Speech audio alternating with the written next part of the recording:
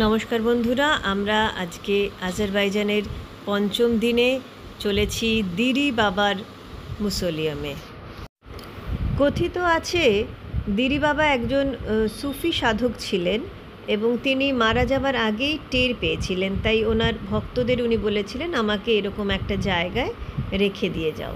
তো ভক্তরা সেখানে ওনাকে রেখে দিয়ে যায় এবং বহু বছর পর এসে দেখে যে উনি মারা গেছেন ঠিকই, কিন্তু ওনার শরীরে একটুও পচন ধরেনি এবং সেই থেকে সবাই বিশ্বাস করেন দিরি বাবা আজও ওখানে আছেন এবং সবাইকে আশীর্বাদ করছেন। এখানে এটাকে একটা পবিত্র স্থল বা বলে মানা হয় এবং সবাই দিরি বাবার আশীর্বাদের জন্য এখানে যায় প্রার্থনা করতে। দিরি বাবা টম, এই দিরি বাবা টমের এই বাঁদিকে এটি একটি কবরস্থান এবং কুকুরকে খাওয়ানোর জন্য ড্রাইভার সাহেব ভুলে চলে এসেছিলেন। আবার রাস্তাটা অনেকটা পিছিয়ে গিয়ে একটি দোকান থেকে পাউরুটি কিনে এই কুকুরদের খাওয়াচ্ছেন আমাদের ড্রাইভার সাহেব। পুরো আজারবাইজানে কোথাও আমরা কুকুর দেখিনি, এখানে বেড়াল পাওয়া যায়। এই প্রথম একটি জায়গা যেখানে এতগুলো কুকুর আমরা একসঙ্গে দেখলাম। কথিত আছে দিরি বাবার আত্মাকে এই কুকুরগুলো রক্ষা করে, তাই এদের খাওয়ানো এরা খুব পবিত্র মনে করে। ছিল যে এখানের ভিতরে যে কেভ আছে সেখানে গুহা আর কি, যেটা দিরি বাবা গুহা টম যেটা, সেখানে সাপ এবং বিচ্ছু স্নেকস অ্যান্ড স্করপিয়ন্স আছে এবং নিজের প্রাণের দায়িত্ব নিজের। এই দিরি বাবা টম, এই যে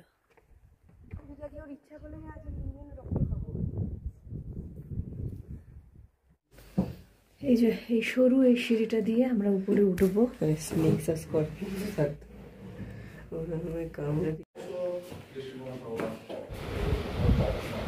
এই দিরি বাবার যেখানে সমাধিস্থল সেটি দিকে পিঠ করে বেরোতে পারা যাবে না, এখানকার নিয়ম অনুযায়ী আমাদের সামনে মুখ করেই বেরোতে হবে, ওনার দিকে পিঠ করা যাবে না। এবং আমরা সেভাবেই বেরোলাম এবং প্রচণ্ড সরু এবং প্রচণ্ড উঁচু উঁচু এই সিঁড়ি, সেই সিঁড়ি বেয়ে উঠতে হলো এবং সিঁড়ি বেয়েই নামতে হলো।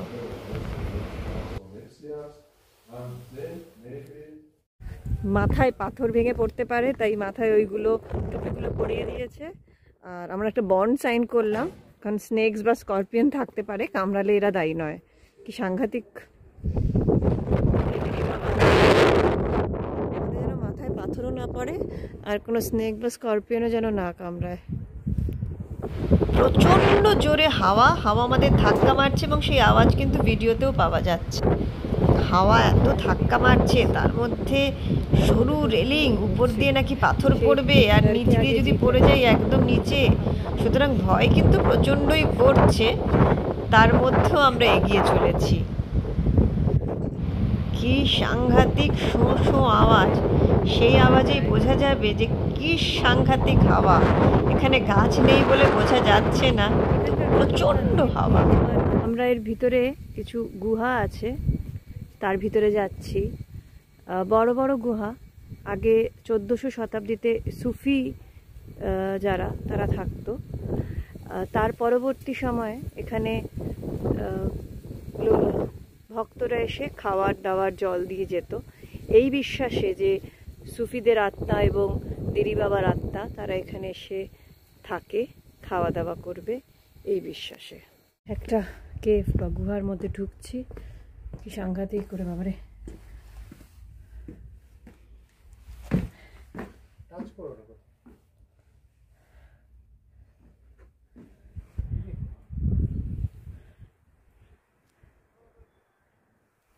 ওই সিঁড়ি দিয়ে ওই দিকের কেভে গেছিলাম। এবার মাঝে দিরি বাবার মুসোলিয়াম যেটা, আর তারপর আবার এই দিকের সিঁড়িতে এই প্রথম কেভ ভিতরে ঢুকেছিলাম, তারপর আরও কেভ আছে।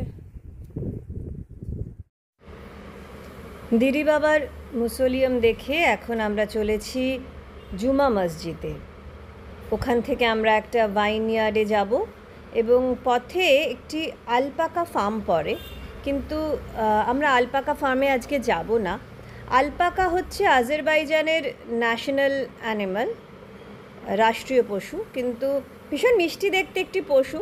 কিন্তু সেই প্রাণীটার সঙ্গে একটি ছবি তোলার জন্য আলপাকা ফার্মের এন্ট্রি ফিটা ভীষণ এক্সপেন্সিভ। তার থেকেও বড় কথা হলো এই ট্যুরটা ভীষণ লেন্দি ট্যুর। এমনিতেই যেভাবে আমরা এগোচ্ছি, আমরা সব স্পটগুলো দেখে বাড়ি ফিরতে ফিরতে, মানে হোটেল ফিরতে ফিরতে প্রায় রাত 9টা-10টা বাজবে। যদি আলপাকা ফার্মে যাই তাহলে বোধহয় রাত 12টা বাজবে। ওই জন্য আলপাকা ফার্মটা আমরা আজকে বাদ দিয়েছি। আমাদের ইচ্ছে আছে চিড়িয়াখানায়, এখানকার আজারবাইজান বাকুর জুতে গিয়ে সেই আলপাকাকে একটু দেখে আসবো। বাঁদিকে একটা সিমেট্রি, পুরনো সিমেট্রি। এর ভিতরে যেতে দেয় বাবা? এর ভিতরে যেতে দেয়? এর ভিতরে যেতে দেবে? এই কম্পিটিশনে আমি লোক সামাখি শহর বা সামাখি সিটি। আমরা এখন সামাখি শহরে আছি, আজারবাইজানের সামাখি শহর। পুরনো সামাখি শহর বা ওল্ড সামাখি সিটিকে আমরা ডান দিকে রেখে এগিয়ে চলেছি জুমা মসজিদের পথে। এখানকার সবচেয়ে বড় মস্ক জুমা মস্ক বা জুমা মসজিদে আমরা এসেছি, বিরাট বড়। সামাখির এই জুমা মসজিদ অনেক পুরনো একটি মসজিদ, যদিও যুদ্ধ এবং ভূমিকম্পর জন্য এই মসজিদের অনেকটাই ধ্বংস হয়ে গিয়েছিল, তা আবার পুনর্নির্মাণ করা হয়। এবং এখনও আমরা যখন গেলাম তখনও কিছু না কিছু কাজ চলছিল, একটা আওয়াজ হচ্ছিল। ভীষণ সুন্দর, ভিতরের যে কাজ ভীষণ সুন্দর। আমরা এখন রয়েছি আবগারা ওয়াইন ইয়ার্ডে।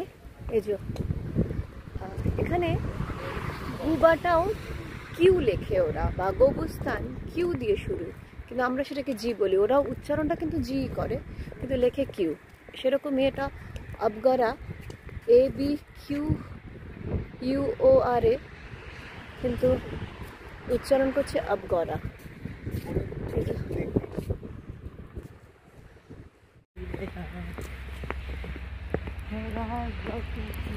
Grape and wine festival. আমরা চলেছি সেই অমুক জায়গায় যেখানে ওয়াইন তৈরি হয়, ভাইনইয়ার্ড, গ্রেপ ওয়াইন থেকে যেখানে ওয়াইন তৈরি হয়। এই যে আঙুর ফল, টক নয় কিন্তু মিষ্টি, তাই জন্যই ওয়াইন হবে, মিষ্টি মিষ্টি ওয়াইন হবে।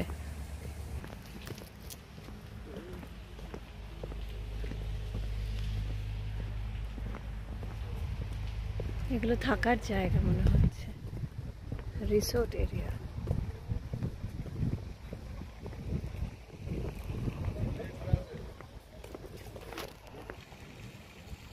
পুরো জায়গায় ও বেচারা একা, ওর কোনো বন্ধু নেই।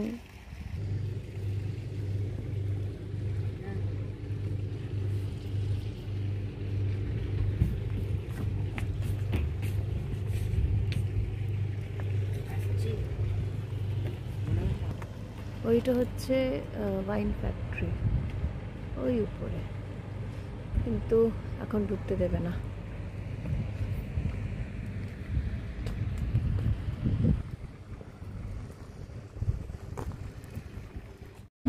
এই গাড়িটা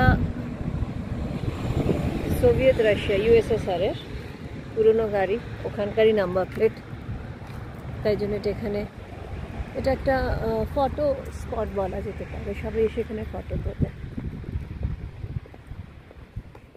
আর এই যে ডেমনস্ট্রেশনের জন্য রাখা আছে, এইগুলো করে, এই ব্যারেলগুলো করে ওয়াইন তৈরি করি, ব্যারেলগুলো করে যায় ওয়াইন।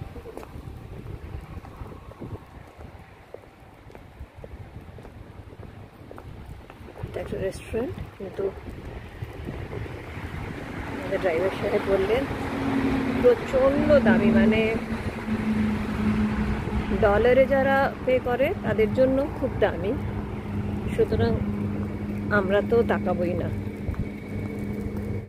সাংঘাতিক বাজে একটা রাস্তা, মানে রাস্তা তৈরি হচ্ছে আসলে, সেই রাস্তা দিয়ে প্রায় সামাখি থেকে 2-2.5 ঘন্টা, মানে বাকু থেকে প্রায় 4.5 ঘন্টা আমরা গাড়ি করে এসে এই নহুর লেকে এসে পৌঁছেছি। যে নহুর লেক, এটা পুরো নিচে কি যেন একটা পড়ে রয়েছে, এই গাছের পাতা বা ফল কিছু একটা শুকিয়ে পুরো নিচটা, এবং খুব সুন্দর একটি দৃশ্য।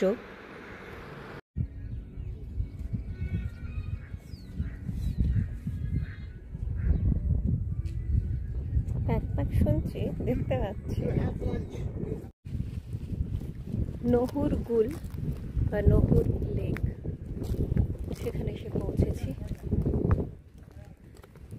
এখানে বোটিংও করা যায়, কিন্তু প্রায় কেউই বোটিং করছে না। রেস্টুরেন্টও আছে অনেক খাওয়ার।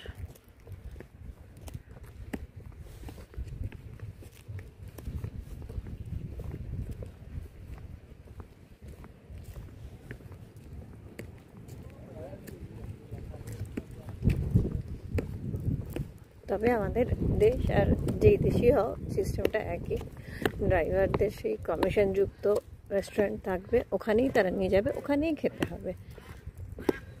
এই যে প্যাকটা অনেকক্ষণ ধরে শুনছিলাম, এবার দেখতে পেলাম প্যাকদের।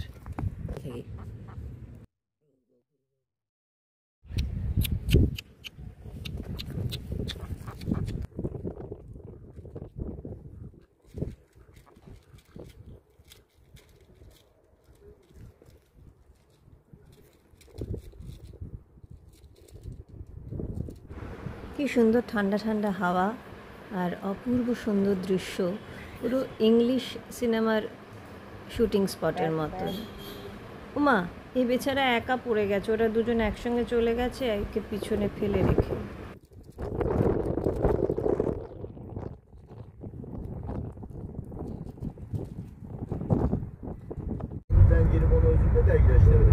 আমরা যাচ্ছি এখন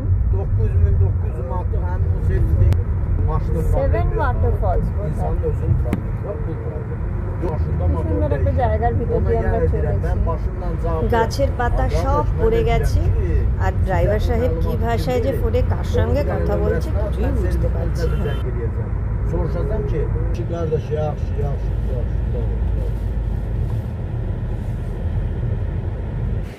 সেভেন গোজেল, গোজেল মানে বোধহয় ওয়াটারফলস।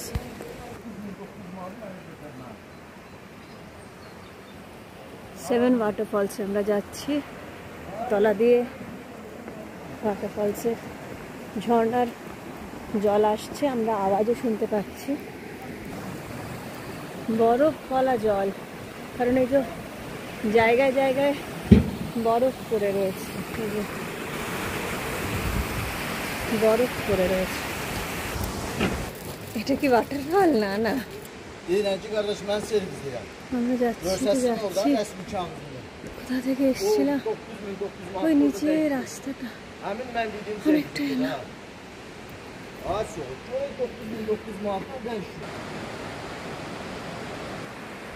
জায়গাটা খুবই সুন্দর, কিন্তু সুন্দর জায়গার একটাই সমস্যা, অনেকটা হাঁটতে হয়।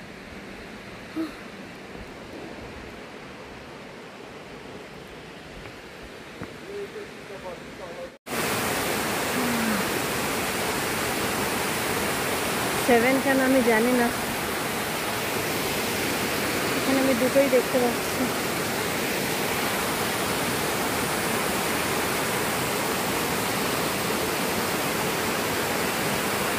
নিচে ছিলাম, গরম লাগছিল, গাড়িতে এসি চলছিল, এখন কি ঠান্ডা লাগছে, আমি জ্যাকেট পরে আসিনি। এই ব্রিজ দিয়ে যাচ্ছি, আর যত যাচ্ছে ব্রিজ কিন্তু কাঁপছে, টুকটুক টুকটুক করে কাঁপছে, কাঠের জিনিস তৈরি।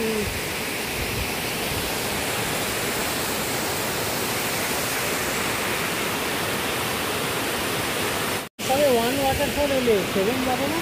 পাগলা, এইখানে পা ডুবিয়ে ছিলাম, কিন্তু একদম বরফ গলা জল, কনকন করে পাগুলো জমে গেল, হাতটাও জমে গেল। কি প্রচণ্ড ঠান্ডা জল। তবে এরকম ওয়াটারফলস আমরা আগেও দেখেছি। এটা 7 ওয়াটারফলস, এটা নাকি এক, মানে বোধহয় 400টা সিঁড়ি উঠেছি, তারপর এটা এক। তাহলে 7-এ যেতে গেলে কটা সিঁড়ি উঠতে হবে, সিঁড়ি ভাঙা অঙ্ক করো।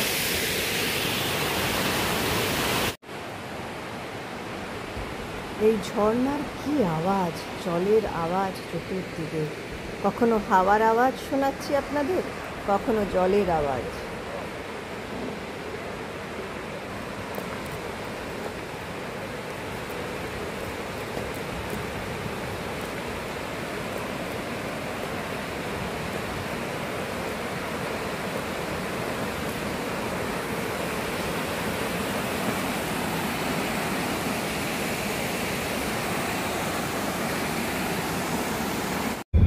এখন রাত প্রায় 9টা, বাকু পৌঁছতে এখনও বলছে প্রায় 2 ঘন্টা বাকি। রাতের আজেরবাইজান শহর দেখতে দেখতে ক্লান্ত অবস্থায় আমরা হোটেলের পথে।